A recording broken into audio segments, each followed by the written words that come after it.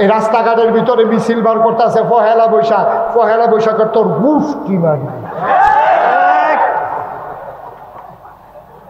পহেলা বৈশাখের নাম দিয়া মনটা যা ধরে তা করবা। ইয়া পাইছ রং পাইছ রং। বাংলাদেশের মানুষ এখন আর ইচ্ছা করে গোনা করা লাগবে না, তোমাকে গোনা করতে বাধ্য করা হয়। ঠিক কিনা বলো? তোমার বাচ্চা মেয়েরে পাঠাইছো ইউনিভার্সিটি পড়তো, তোমার মাইয়ারে পাঠাইছো ইউনিভার্সিটি পড়তো, তাই ঈদের সময় বাইতেছে না, রোজার ঈদের সময় তাই বাইতেছে না, তাইরে ফোন করে জিজ্ঞেস কি থাকো তুই ঈদের সময় বাইতেছ তা আব্বা ঈদের লগে লগে পহেলা বৈশাখ আমরা মিছিল বার করন লাগবো, আমরা মিছিল বার করন লাগবো ঈদের পরে। এর লেগে বাইতেছি না, পহেলা বৈশাখটা করে একবারে আয়া। মুসলমানের মাইয়া, তুমি 5 ওয়াক্ত নামাজ পড়ো, তুমি নামাজ পড়তে পড়তে কপালও দাগ হালাই দিছ, তুমি গত বছর হজ করে আইছো, তুমি মসজিদ কমিটির সভাপতি, তোমার মাইয়া ঢাকা রাজপথে যুবক যুবক ফলাফাইডের লগে তোমার যুবতী মাইয়া ঘষা ঘষি ডলাডলি কইরা শুভ নববর্ষের মিছিল বার কইরা পহেলা বৈশাখ উদযাপন করে, মঙ্গল শোভাযাত্রা করে। যেই মঙ্গল শোভাযাত্রা বিশ্বাস করলে মানুষটা বেঈমান হয়ে যাবে। ঠিক কিনা বলো? কি কারবার কি? তুমি না হাজি সাহেব, তুমি না গত বছর হজ করে আইছো, তুমি দি রোমালের উপরে দিয়ে বিড়া বেড়াইয়া লাগাইয়া মনে হয়েছো না আরে বাবু ফেরেস্তা নাজিল হইছে। তোমার মাইয়ারে দুদম করে সাইডে দিয়া রাখছো ডাহা রাজপথ। ঠিক কিনা কও? তোমার হজ, তোমার নামাজ, তুমি মসজিদ কমিটির সভাপতি, মাল কারাইতো না, বন্যার পানির মতো ঠেলার মধ্যে বেড়া বেড়াইয়া হালাই দিব তো। ঠিক কিনা কও? মাইয়া পান্ডে খালি ফোর্ত দিয়া রাখলে সব কোনো খবর লোন লাগবো, খবর লোন লাগবো। তুমি মুসলমানের মাইয়া সাইডা দিয়া রাখছো রাজপথে ঘুরে, এই মাইয়া পান্ডি কেন? এই যে ফলাফাইন মাইয়া পান ডলা ডলি ঘষা ঘষি কিও কারবার কি উদাম সুদাম হইয়া তামাশা। মুসলমানের দেশে কি তামাশাটা চলতে আছে। একটা দেখলাম ফেসবুকে বুড়া বুড়া তেমনি উহি দিয়ে উঠে, আমি উহিটার লোকে না ফিরলে দোতে নাই ভাইও। কুদ্দুর চিন্তা করে না, আমরা নামাজ রোজা যে ওই যে কইসলাম ইন্না সালাতা তানহা আনিল ফাহশাই ওয়াল মুনকার, আমরা নামাজে জিলা ধরে না গিরে, জিলা ধরবো কেমনে? জিলা ধরবো কেমনে?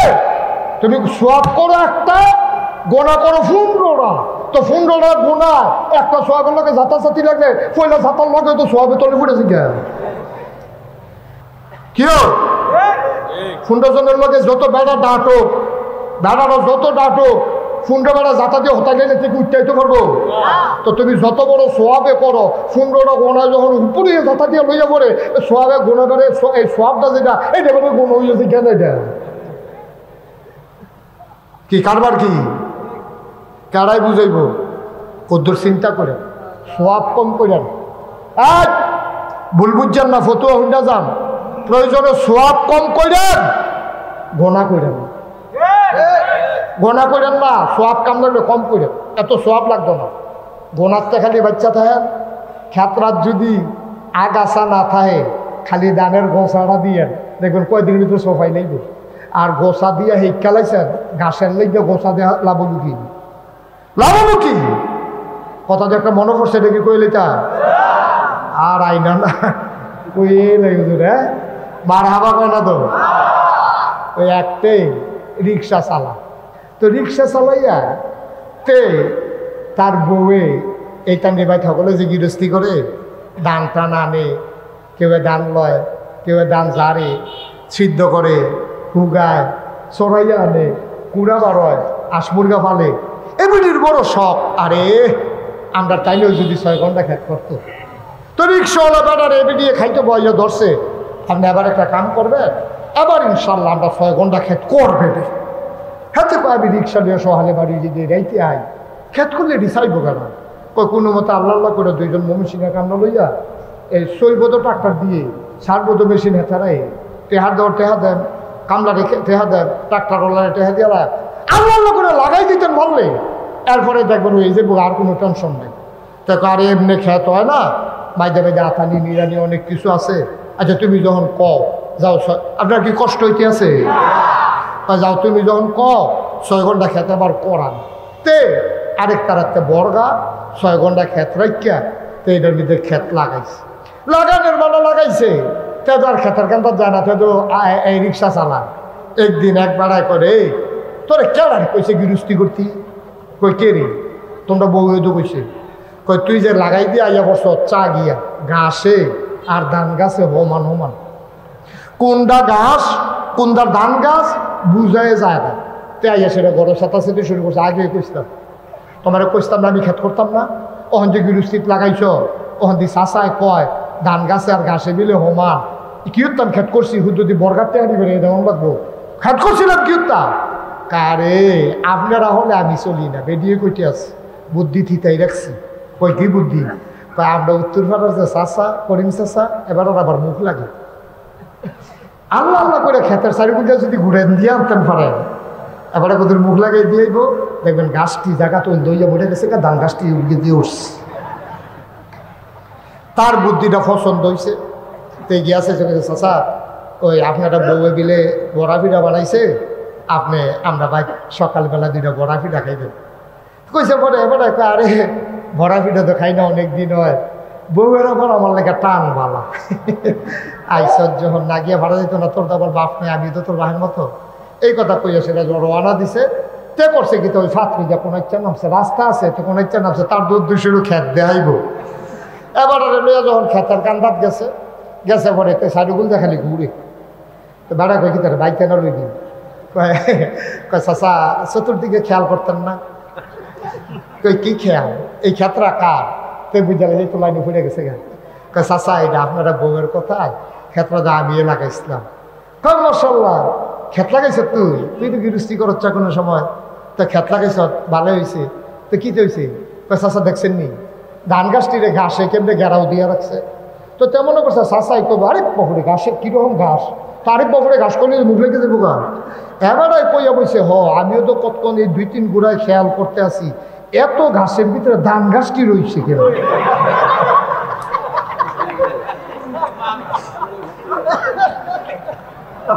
মুগলা গরের কথা আছিল ঘাসও লাগিয়া বসে ধান গাছ। তে লাইনের তে খেতে উঠোনের আগে লাইনের তে রাস্তা উঠোনের আগে দেখে যে ধান গাছটি দই আছে গেতে আছে। ভাইও আমরার অবস্থা হয়েছে এইরকম, আমরার অবস্থা হয়েছে এইরকম, আমরা সোয়াব দি তল করে যাইতে আছে, আমরার গোনারি ভাইয়া উঠতে আছে, ঠিক কিনা?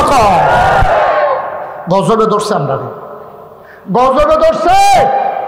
আর এই গজব টেন্না টেন্না আমরা আনতে আসি। তুমি বাপ মাইয়া ওয়াই দিয়ে বইয়া রইছ, ফলা জন্ম দিয়ে বইয়া রইছ, ফলার খবর নাই, মাইয়ার খবর নাই। ভাইও কেয়ামতের ময়দানে বোধহয় নিজের জবাব নিজে দিলে সারত না, বউয়ের জবাব দেওয়ান লাগবো, মাইয়ার জবাব দেওয়ান লাগবো, ফুতের জবাব দেওয়ান লাগবো, তাইলে কেয়ামতের ময়দানে আসামি হয়ে যাবা, ঠিক কিনা কর? তাইলে 1 নম্বরে কত হইলো? আমরা যে চিন্তা করি কে শুনে কে জানে? আমরা যা কাজ করি দেখে কে? আমরা যা কথা বলি শুনে কে? মনে থাকবে ইনশাআল্লাহ, গোনা যত ছোট হোক আমরা করব কথা বলে, আমরা করব। সোয়াব যত ছোট হোক আমরা ছাড়ব।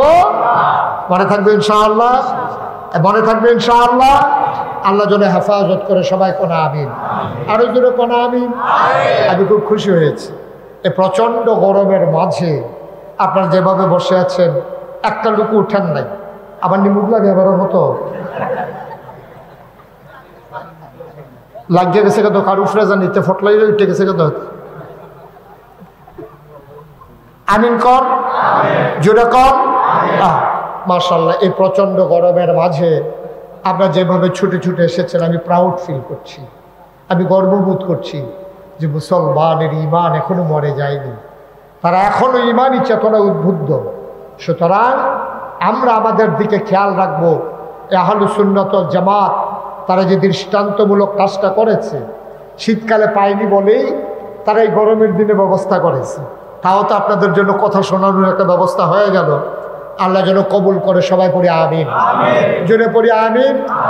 এই রমজানুল মুবারক আমরা হিসাব মিলিয়ে নিলাম, অন্তরে এখন থেকে ভয় থাকবে কার? কতক্ষণ ভয় থাকবে কার? এই ভয় অন্তরে নিয়ে আমরা যেন প্রতিটা সময় কাজে লাগাইতে পারি। আল্লাহ যেন তৌফিক দান করে। সবাই পড়ে না আমিন, জোরে পড়ে না আমিন। আমরা এখানে যারা আছি, আমাদের বংশধর যারা আছে তারা কবরে আছে নাকি নাই? আমাদের দেশে একটা কথা আছে কি, রমজান মাসে জান্নাতের দরজাগুলো খুলে দেওয়া হয়, জান্নাতের দরজাগুলো বন্ধ করে দেওয়া হয়। এটা হাদিস। জাহান্নামের দরজাগুলো বন্ধ করে দেওয়া হয়, জান্নাতের দরজাগুলো খুলে দেওয়া হয়, কবরের আযাব বন্ধ করে দেওয়া হয়। অর্থাৎ মানুষ এমন কাজ করবে তার কবরে আযাব হইতে পারে না। মূল কথাটা হইল এইরকম। রমজান তো গেল, আমাদের আব্বা আম্মা কবরে যারা ঘুমিয়ে আছেন তাদের কবরটা যেন জান্নাতের টুকরা হয়, এই জন্য দোয়া করার দরকার আছে নাকি নাই? কথা বলে না, দোয়া করার দরকার আছে নাকি নাই? আমরা সবাই মিলে আমাদের আব্বা আম্মা দাদা দাদি বোন, আয় ছেলে আয়, তাহলে বসাই দেন, বসো। সবাই মিলে আমরা একটু দোয়া করবো। সবাই নামাজের মতো করে বসেন, সবাই একটু নামাজের মতো করে বসেন। যারা দাঁড়িয়ে আছেন, যদি মনে করেন একটা মিনিটের জন্য বসতে পারলে ভালো, দয়া করে একজন লোকও যাবেন না, হাঁটবেন না। সব মাহফিল এক মাহফিল মনে করেন না। এই পরচঙ্গা গ্রামে কত মাহফিলই হয়েছে, কিন্তু এই গরমের ভিতরে যেইভাবে লোক হয়েছে আলহামদুলিল্লাহ। এখানে শুধু পরচঙ্গার মানুষ না, এখানে অনেক দূর দূরান্ত থেকেও মানুষ এসেছেন। আমরা সবাই মিলে সবার জন্য দোয়া করব, আল্লাহ যেন কবুল করে। সবাই পড়ে আমিন। মায়ের জন্য বাবার জন্য দোয়ার দরকার আছে নাকি নাই? আপনি তো মাহফিলুর ওজন বুঝেন নাই। আপনি মনে করছেন ফিরসা হুজুর আইছে, জুনায়েদ আল হাবিব সাহেব আসছে, লোকে লোকারণ্য হয়েছে, মাইক লাগাইছে, লাইট লাগাইছে, মানে মাহফিল না। এই মাহফিলুর ওজন বুঝছে আপনার আব্বা আম্মা যারা কবরে তারা বুঝছে।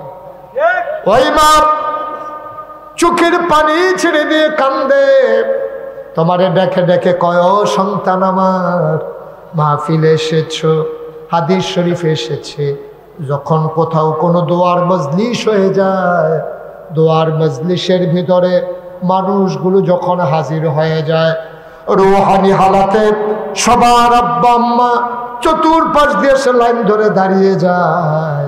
সবাই লাইন ধরে যখন দাঁড়িয়ে যায়, ফেরেশতারা দেখে, তুমি দেখো না, আমি দেখি না। ফেরেশতারা জিজ্ঞেস করে, কি গো, তুমি কেন এখানে লাইন ধরে দাঁড়িয়ে আছো? তোমার মা কান্দে আর কয়, বাবা ও ফেরেশতারা, আমারে তারাই দিও না, ঢাকায় শরীফের সাহেব হুজুর আসছে, এখন বলে মায়ের জন্য বাবার জন্য দোয়া করবে। আমি দোয়া নিতে আসছি, দোয়া নিয়ে গিয়া দেখতে চাই আমার সন্তানের দোয়ার উসিলায় আমি মায়ের কবর জান্নাত হইছে নাকি, বলো সুবহানাল্লাহ। মায়ের কবর যেন জান্নাত হয়ে যায়, বাবার কবর যেন জান্নাত হয়ে যায়, এই আশায় সবাই মিলে দোয়া করব। সবার মনের আশা যেন পূরণ হয়ে যায়। এই প্যান্ডেলটার ভেতরে যারা হাজির হয়েছ, দোয়া না করে একজন লোক উঠবা না, একজন লোক যাবা না। এক নম্বরে একটা লোক চাই, হুজুরে দোয়া করে দেন। প্রত্যেক বছর পরচঙ্গা হলে সুন্নাত ওয়াল জামাত এই মাহফিলটা যেন কায়েম করতে পারে, হুজুর দোয়া করে দেন। মায়ের জন্য দোয়া চাই, বাবার জন্য দোয়া চাই। এক নম্বর একটা লোক, হুজুর সামনের বছর মাহফিলটা যেন সুন্দরভাবে হয়। হুজুর পোস্টার করতে যেই খরচটা যায়, পোস্টারের খরচটা হুজুর আমি দিয়ে দিতে চাই। আছেন একজন, পোস্টারটা দিতে পারেন? উঠেন, পোস্টারটা দিতে পারেন? পারবেন? মাশাআল্লাহ। জনাব রবিউল্লাহ ভাই, রবিউল্লাহ ভাই কলিজার টুকরা যুবক, সামনের বছর মাহফিলের পোস্টার দিয়ে দেবে। কবুল করো, মঞ্জুর করো, আশা পূরণ করে দাও, কামাই রোজগারের রহমত আর বরকত বাড়াইয়া দাও। দুই নাম্বার, একটা লোক আমার দরকার, মা নাই, বাবা নাই, আব্বা আম্মা কবরে শুয়ে শুয়ে কান্দে। দুই নাম্বার একটা লোক দাঁড়াও, হুজুর দোয়া করে দেন। রবিউল্লাহ যদি পোস্টার দিয়ে দেন, হুজুর মাইকের ভাড়াটা আমি দিয়ে দেব। মাইকের যে খরচটা যা, একজন লোক পারবেন যে সামান্য কয় টাকা মাইকের ভাড়াটা আমার আব্বা আম্মার রুহের মাগফিরাতের আশায় হুজুর আমি দিয়ে দেবো ইনশাআল্লাহ, আমি প্রাণ ভরে দোয়া করে দেব। আছেন একজন? আছেন? জনাব আল আমিন সরকার, 22 চেয়ারম্যান পদপ্রার্থী, ও মাওলা রাব্বে কারিম এই এলাকার সন্তান। ভাইস চেয়ারম্যান পদপ্রার্থী, সামনের বছর মাইকের ভাড়া মারহাবা কয় না? কবুল করো, মঞ্জুর করো, মনের আশা পূরণ করে দাও। হুজুর দোয়া করে দেন, অন্ধকার রাতে পথ চলা আমার জন্য বড় ভয়ের। হুজুর কবরে কেমনে থাকবো অন্ধকার কবরে, আমার কবরটা যেন জান্নাতের আলো দিয়ে আলোকিত হয়ে যায়। মাহফিলের সামান্য কয়টা টিউবলাইট কয়েকশো টাকা খরচ হবে। হুজুর দোয়া করে দেন, লাইটের ভাড়াটা আমি দিয়ে দিতে চাই। ও মাশাআল্লাহ, এটা কি হলো? এই ছেলে, এই তুমি উঠছে ফিরতে আনো। মনে করছে আমি তো দিতাম না, আর বই থেকে লাগতে বাজ্যে দিয়ে দেব। তোমার এই দিতা কইছি কি হইল? এই প্যান্ডেল, মাইক, লাইট তিনোটা ফাঁস করুক আর ফেল করুক ইনশাল্লাহ, ঠিক নিও। আবার নিকন যে তোরা ভোট দিছ, ফাঁসের লোকে খবর নাই, প্যান্ডেলের লেগে শিখিতে হলো না। আল্লাহ যদি জয়ের মালা গলায় রাখে আলহামদুলিল্লাহ, আমরা পাস করি আর ফেল করি, দিন থেকে তো বের হয়ে যাওয়ার কোনো সুযোগ নাই। সুযোগ আছে? আমার ভাই, আল্লাহ যেন তার কপালে জয়ের মালা দেয়, যেন জনগণের খাদেম হিসাবে কবুল করে। সবাই করে না আমিন। এর পাশাপাশি ইনশাল্লাহ তিনি তিনটা জিনিস দিয়ে দেবে। সবাই কোনা আমিন। এই মোটামুটি একটু আগ্রহী দিলাম আর কি, সামনের বছর মাহফিল করতে হুজুর রাখছেন, আর এত কষ্ট করুন লাগে। হুজুর মানুষ এমনি বিলে লাখ লাখ টাকা খরচ করে রাখছে, আপনার লেগে আরও করবো। তারপরেও কিন্তু আগ্রহী দিলাম, আর বাকিটা ইনশাআল্লাহ হয়ে যাবে। এখানে যারা আছেন আমরা এখন দোয়া করবো। সবাই নামাজের মতো করে বসেন, সবাই নামাজের মতো করে বসেন। যারা দাঁড়িয়ে আছেন দাঁড়াই থাকেন, আইডেন না। যারা দাঁড়াই আছেন দাঁড়াই থাকেন, এখন আর হাঁটার দরকার নেই। এটা কি? হাজিম ও ডাক্তার আনোয়ার হোসেনের বড় ছেলে, মালয়েশিয়ার বিশিষ্ট ব্যবসায়ী, বিশিষ্ট শিল্পপতি, বিশিষ্ট দানবীর জনাব মোহাম্মদ ইকবাল হোসেন ইসাক সাহেব এই মাহফিলে দান করলেন 30,000 টাকা। মাশাআল্লাহ, মারহাবা বলেন, মারহাবা। সবাই কোন আমিন। ভবিষ্যতে তিনি দেবেন। আমরা এখানে যারা আছে এখন দোয়া করব, সবাই আমার সাথে পড়েন। আউযু বিল্লাহি মিনাশ শাইতানির রাজিম, বিসমিল্লাহির রহমানির রহিম, আস্তাগফিরুল্লাহ। তওবা করার দরকার আছে নিও, সবাই দিয়ে পড়েন না, পড়েন। আউযু বিল্লাহি মিনাশ শাইতানির রাজিম, বিসমিল্লাহির রহমানির রহিম। আমরা এখন তওবা করব। তওবার আগে যারা মনে করেন যে হুজুর আমি 1000, 500, 100, 200 দিয়ে শরীক থাকতে চাই, একজন লোকও বাকি থাকেন না। এই যাদের হাতে ব্যাগ আছে একটু ভিতরে ঢুকেন, বিসমিল্লাহ বলে দেন। এই ফাঁকে আমরা তওবা করব, আর ফাঁকে ফাঁকে সবাই বিসমিল্লাহ বলে পকেটে হাত দেন। একজন লোকও বাকি দিয়েন না। 100টা টাকা দিলে আপনি মরে যাবেন না, কিন্তু আপনি মাহফিলে শরীক হয়ে গেলেন, আপনার আব্বা আম্মার জন্য দোয়ার ব্যবস্থা হয়ে গেল ইনশাআল্লাহ। সবাই বিসমিল্লাহ বলে পকেটে হাত দেন। আপনি দিচ্ছেন না হাত পকেটও, হ্যাঁ দিবেন না, দেন 100, 200, 10, 20 মরে যাবেন। 220 টাকার লেগা একবারে খালি দিয়েন না, একজন কামলানো 2টা টাকা দিয়েন। হ্যাঁ, সদস্য ভাই যারা ব্যাগ নিয়ে আসতেছে তাদের কাছে দেন, অন্য কেউ দরকার নাই। আমাদের লোকজন আছে, ওলামায়ে কেরাম আছে, ওনাদের হাতে দেন। এবার আমার সাথে পড়েন, আউযু বিল্লাহি মিনাশ শাইতানির রাজিম, বিসমিল্লাহির রহমানির রহিম, আস্তাগফিরুল্লাহ রাব্বি মিন কুল্লি যামবি আতুবু ইলাইহি লা হাওলা ওয়ালা কুওয়াতা ইল্লা বিল্লাহিল আলিয়্যিল আযীম।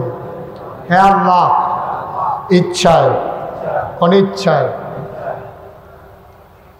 প্রকাশ্যে গোপনে, শয়তানের কুমন্ত্রণায় পড়ে, নফসের তাড়নায় পড়ে জীবনে যত গুনাহ করেছি, কবীরা সগীরা, শিরক, বেদাত, সমস্ত গুনাহ থেকে খালেস অন্তরে তাওবা করতেছি। হে আল্লাহ, গুনাহ মাফ করে দাও, তাওবা কবুল করে দাও।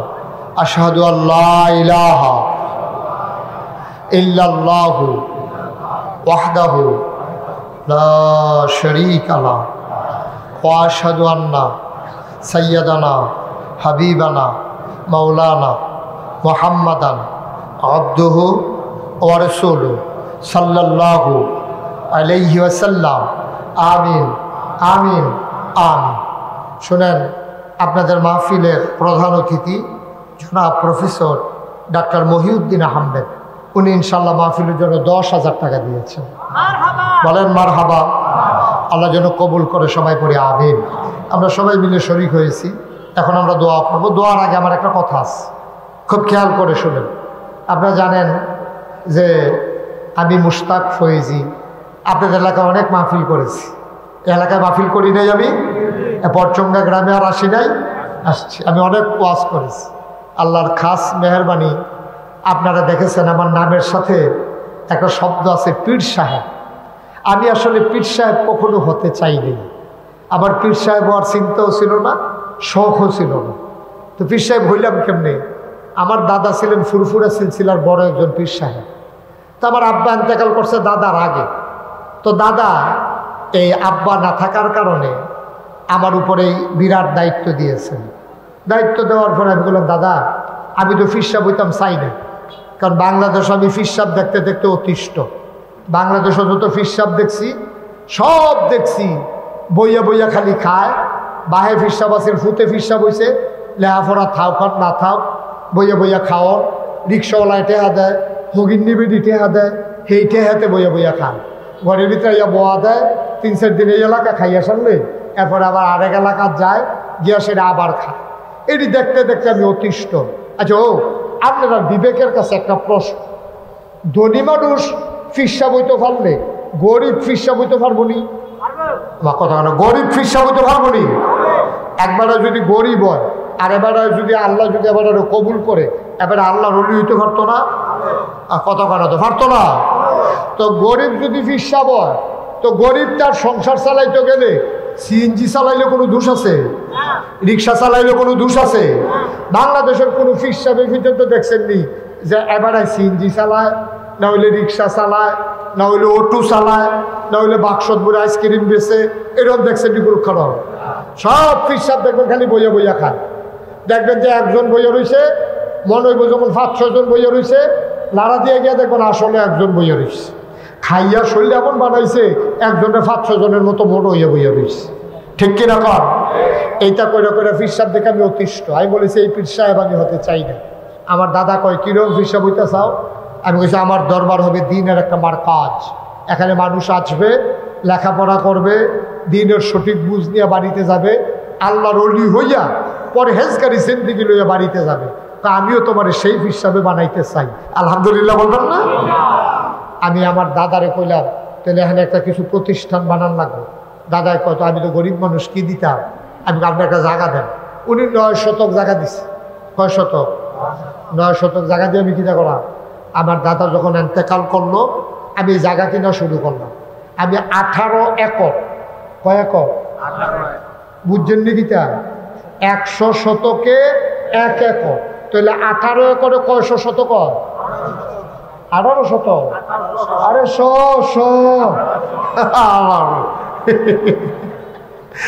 1800 শতক জায়গা আমি কিনছি। আলহামদুলিল্লাহ কোন না কেন কিনা আমি 10টা প্রতিষ্ঠান করছি। কয়টা? জিকির আজকারের লেগে একটা খানকা আছে, একটা দাখিল মাদ্রাসা, একটা নুরানি মাদ্রাসা, একটা হাফিজিয়া মাদ্রাসা, একটা দাতব্য চিকিৎসালয়, একটা গণপাঠাগার, একটা গবেষণাগার, একটা ছাত্রাবাস, একটা ইয়াতিমখানা, একটা মসজিদ। কয়টা হয়েছে? 10টা। আমার মসজিদ রইল টিনের ঘর। টিনের ঘর মসজিদ। আমি যে জমা পড়াই হ্যাঁ এটা তো জানাজানি হয়ে গেছে। হ্যাঁ, দূরের থেকে অনেক লোক গাড়ি ঘোড়া লইয়া মসজিদের ভিতরে গিয়ে বইয়া থাকে। আমার নিয়মিত মুসল্লি জাগা হয় না, আমি ইমাম দীক্ষা জাগা পাই না, ওইটা আমার ওভার করে দিল। এত মাশাআল্লাহ দূর দূরান্ত থেকে লোক আসে।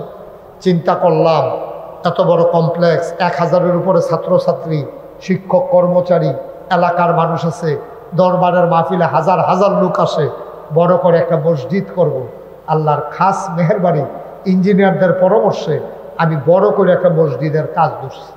ইঞ্জিনিয়াররা জিগেলাম, এই মসজিদটা কত বড়? হুজুর কত বড় কইতাম পারতাম না, এক লোকে নামাজ পড়তে পারবো 6000 লোক। কয় হাজার? তাহলে আপনারা মসজিদটার সমান হইতে পারেন। কে আরো বড়? মারহাবা পেতেন না? আমি যে গেলাম, তোরা যে এরকম ৬,০০০ লোক ধরি না মসজিদ আকসত, এটা করতে কত লাগবো? হুজুর ১৫ কোটি টাকা। কয় কোটি? আমি এমন ডরাইছি, খুব সাংঘাতিক ডরাইছি। কারা ১৫ কোটি টাকা দিয়ে মসজিদ করো, চারটিখানি কথা কেমনে কিতা করো?